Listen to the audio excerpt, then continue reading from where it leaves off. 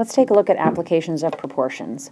Similar figures have the same exact shape but are not necessarily the same size. Your cartoon proportions are similar. Corresponding sides of two figures are in the same relative position, and corresponding angles are in the same relative position. So taking a look at these triangles down here.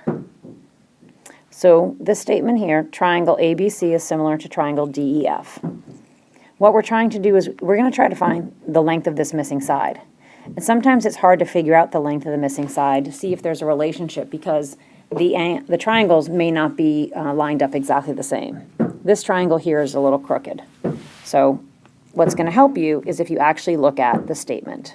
So here you can see that AB right here corresponds with DE. So these two are the ones that are similar. And then we have BC corresponds with EF. And then taking a look at AC corresponds with DF. So now we're going to set up our proportion. So we are looking for DF.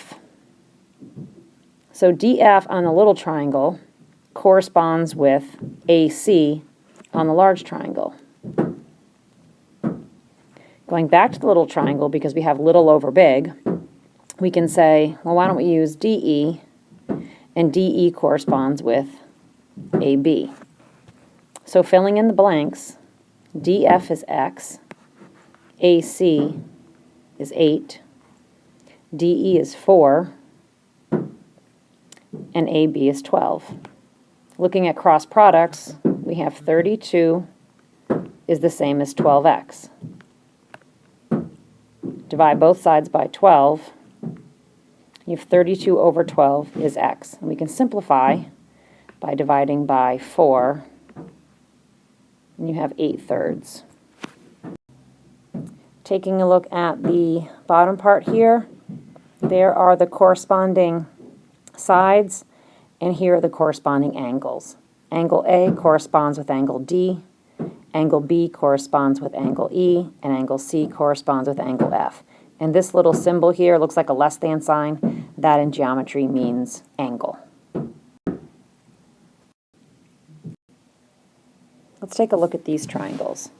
So in this example here, we are trying to solve for the x, for DF.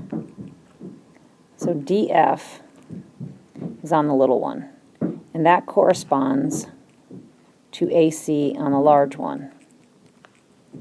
Now we have to go back to the little, keeping the little triangle on top, and that's going to be FE, which is 2. I'll erase that. I'm just going to write down FE.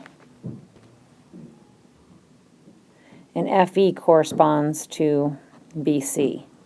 It's really, really important to realize that if you have the little triangle on top and the big one on the bottom, you need to keep it the same. I've made lots of mistakes by accidentally flipping one of the fractions on the other side.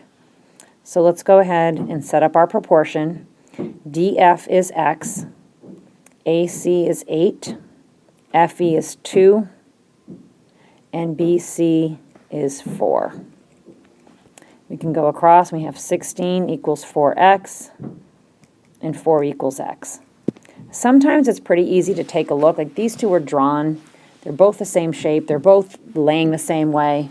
You can kind of look and say, well, 2 to 4 is double. What number double will give you 8? And that would be 4. Some of them are easier to do. Just be careful and always look at the statement just to make sure. Last example here, we have 2 rectangles, and they're not exactly set up the right way. So again, we're going to look at our statement. We're trying to solve for WX, which is right here. So WX is similar to RS. And now up here we have WZ, which is the first and the last, and that's similar to RV. So WX is X, RS is 7, WZ is 12, RV is 3. 12 times 7 equals 3x. 84 is 3x. divide by 3, 2, 28.